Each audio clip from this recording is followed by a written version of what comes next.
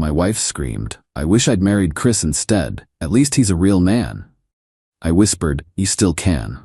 Then I texted Chris a screenshot of her message. What he replied made her lock herself in the bathroom. I, 31 male, was washing dishes when my wife Tessa, 29, screamed that at me during another fight about money. We'd been married for 4 years. The context? I'd suggested we skip her cousin's destination wedding because we needed new tires and our AC was broken. Apparently, this made me less of a man than Chris, her ex who she dated for 3 years before me.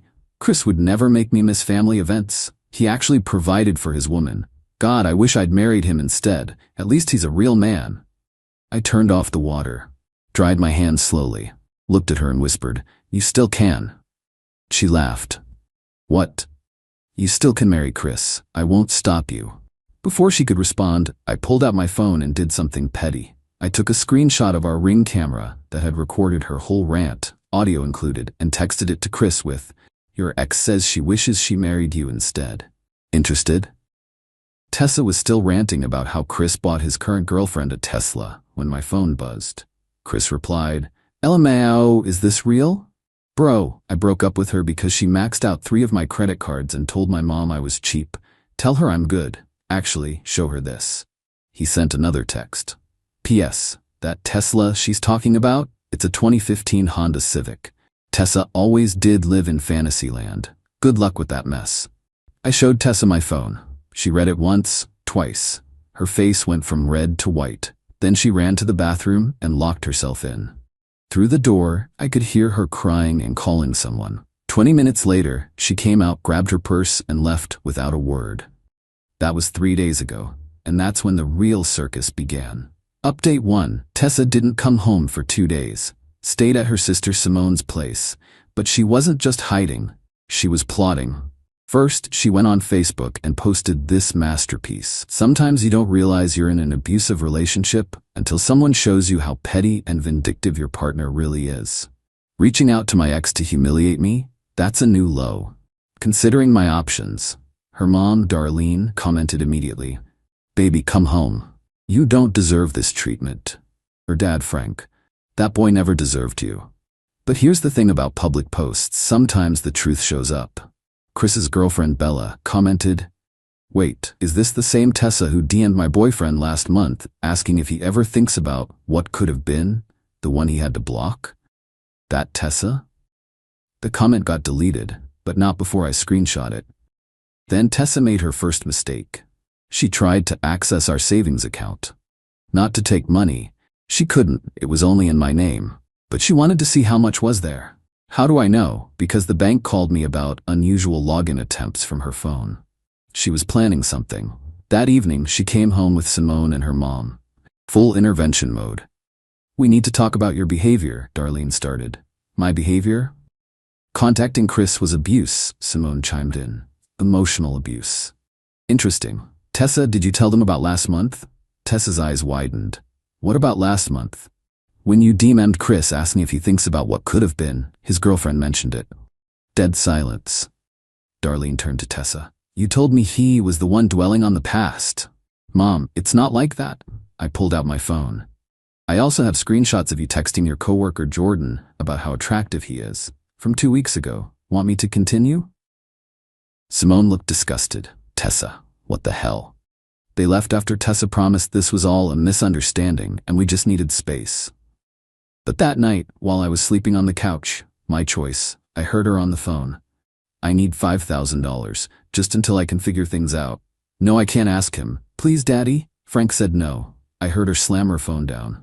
Update 2 yesterday, Tessa escalated in the most entitled way possible. She called my mom. My mom. Crying about how I was financially controlling her and isolating her from support. My mom, bless her, called me immediately. "Jake, Tessa just called saying you won't let her access money?" "Mom, she has her own checking account with her paychecks. She wants access to my savings that I had before we got married." "Oh, she left that part out." She also left out that she's been texting her ex and calling her coworker hot. "I see. Want me to handle this?" "Do what you think is best, Mom." My mom called Tessa back and apparently said, "Sweetheart, I raised my son to respect his partner. But I also raised him not to be a doormat. Stop calling me with lies, or I'll start telling people about the time you borrowed $200 from my purse at Christmas and never paid it back. Tessa was furious. She came home screaming about how I'd turned everyone against her. Everyone? I've talked to literally no one except showing you Chris's text. You told your mom lies. I told her the truth. You're mad because your lies didn't work. Then she dropped the bomb. I want a divorce, and I want half of everything. Okay? Okay? That's it? Yeah. Okay. File the papers. She was expecting a fight. Begging. Something. Instead, I started looking up divorce lawyers on my phone right in front of her. You're not even going to try to save this? She screeched. Save what? A marriage where you wish you'd married someone else? Where you're texting other men? Nah, I'm good. She grabbed her phone and called someone. Daddy? He's giving up on us. He's not even fighting for our marriage. I could hear Frank sigh through the phone. Tessa, you literally told him you wished you'd married someone else. But he's supposed to fight for me. Why? So you can keep treating him like garbage? No, sweetheart, you made this bed. She hung up on her own father. Update 3. Tessa tried to play the victim card hard this week. First, she posted on Instagram that she was going through a difficult time and needed support and prayers. She set up a Venmo with the caption, "Rebuilding after betrayal." Someone sent her $20. It was Chris. With the note, "For therapy, you need it." She blocked him everywhere and had a meltdown. Then came the workplace drama. We work at different companies, but apparently, she'd been telling her coworkers I was abusive and controlling. One of them, Destiny, reached out to me on LinkedIn of all places. "Hey Jake, I don't know you, but I work with Tessa. She's been saying some concerning things and asking people to loan her money for a escape fund. Just thought you should know she's claiming you monitor her accounts and won't let her leave. But then she showed up yesterday in a new Michael Kors bag, so something doesn't add up. A new bag, while claiming she needed money to escape." I thanked Destiny and forwarded the message to my lawyer. That afternoon, Tessa's coworker Jordan, yes, the hot one, showed up at our apartment. "Bro, we need to talk." "We really don't. Your wife is telling everyone at work that you're dangerous. She asked me to let her stay at my place." I laughed. And my girlfriend is pregnant and pissed. Tessa knew that. She's trying to cause problems because I rejected her last month. "You rejected her?" "Yeah. She came on to me at the office happy hour. I shut it down. Now she's trying to blow up my relationship." I asked if he'd be willing to tell this to a lawyer. He said absolutely. That evening, Tessa came home with shopping bags. Plural. "Retail therapy?" I asked. "I deserve nice things after what you've put me through." "What I've put you through? You mean showing your ex what you said about him? You humiliated me. You humiliated yourself. I just provided evidence." She threw a shoe at me, missed, hit the TV, cracked the screen. "That's coming out of your half," I said calmly. She screamed and stomped to the bedroom. Update 4. The lawyer meetings started. Tessa hired Lawrence, who apparently was the best divorce attorney in town according to her Google search. My lawyer, Denise? She actually laughed when she heard who Tessa hired. "Lawrence? He's good at billing, not so good at winning when his client has no case." We met for mediation. Tessa showed up in a full designer outfit, new jewelry, fresh mani-pedi, while claiming she needed alimony because she couldn't maintain her lifestyle without me. Denise pulled out receipts. "Your client spent $3,400 on clothing and accessories in the past week while claiming financial hardship?" Lawrence looked at Tessa. "You spent what?" "I needed to look professional for these meetings." "You needed $3,400 worth of professional?" The mediator, an older woman named Dorothy, wasn't having it. "Ma'am, you're employed full-time, have no children, and the marriage lasted 4 years. What exactly is your hardship?" "He emotionally abused me." "How?" "He contacted my ex. After you said you wished you'd married him instead." Silence. Denise pulled out more papers. "We also have statements from Jordan Martinez and Destiny Williams regarding your advances toward Mr. Martinez and your false claims about my client." Tessa turned white. "How did you?" "They came forward voluntarily. Apparently, you've been causing problems at their workplace." Lawrence asked for a recess. I could hear him outside. "You hit on someone at work and lied about abuse? Do you understand how this looks?" When they came back, Lawrence said they'd consider a clean split. No alimony. Each keeps their own accounts and debts. No, Tessa said. I deserve compensation for my pain and suffering. Dorothy actually snorted. Pain and suffering? Ma'am, this is a no-fault divorce state, and even if it wasn't, you're the one who said you wanted someone else. We left without an agreement. Update 5. Tessa's entitlement reached peak levels this week. She decided if she couldn't get money from me legally, she'd try other methods. She started selling our stuff on Facebook Marketplace, except it wasn't ours, it was mine. My gaming console, my guitar, my signed baseball collection, all posted for sale. One problem, I work from home Fridays. I caught her loading my guitar into some dude's truck.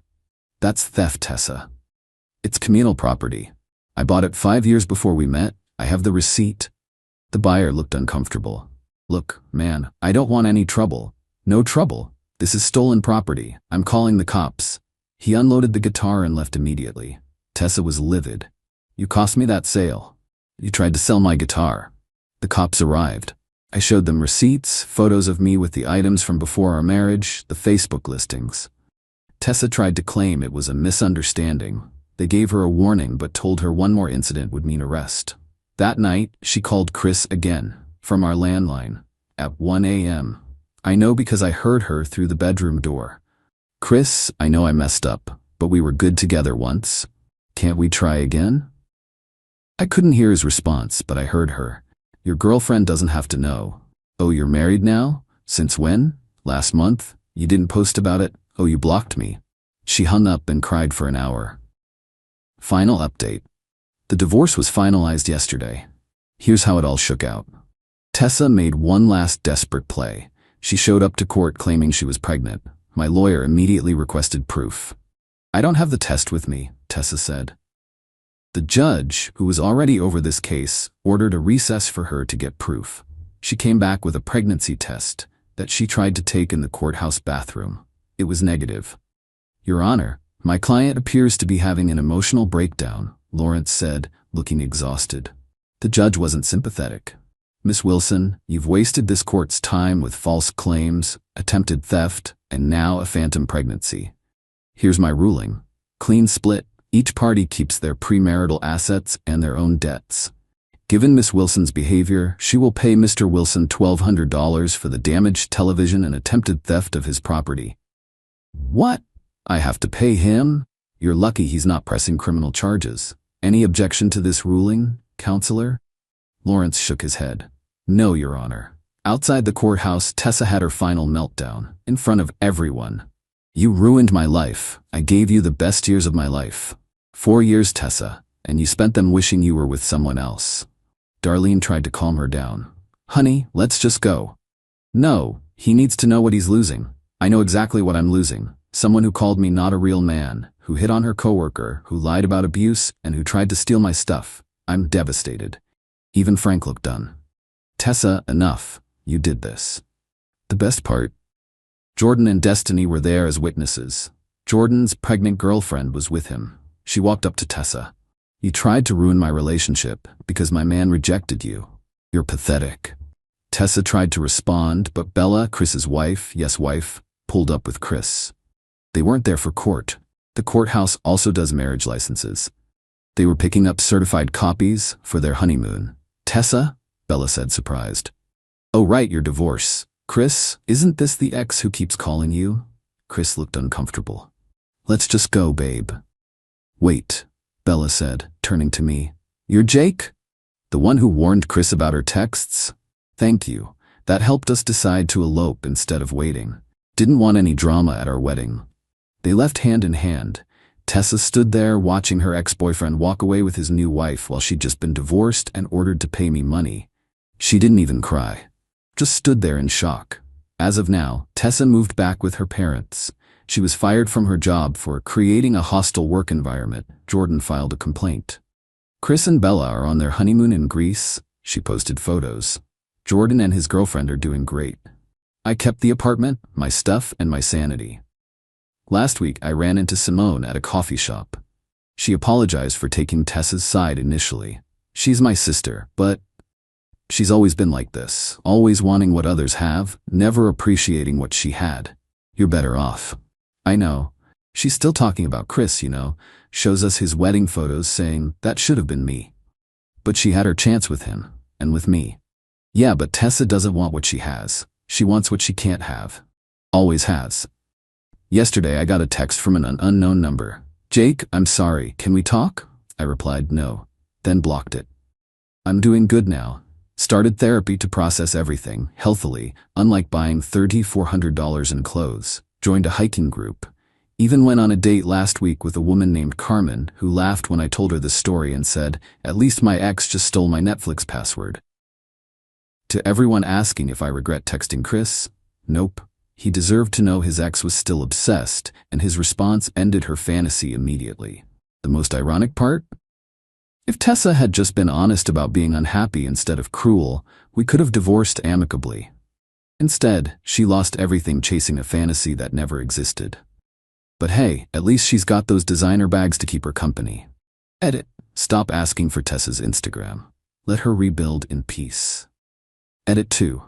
Yes, Chris and Bella really got married that fast. They'd been together for 2 years and Tessa's harassment pushed them to elope. Edit 3.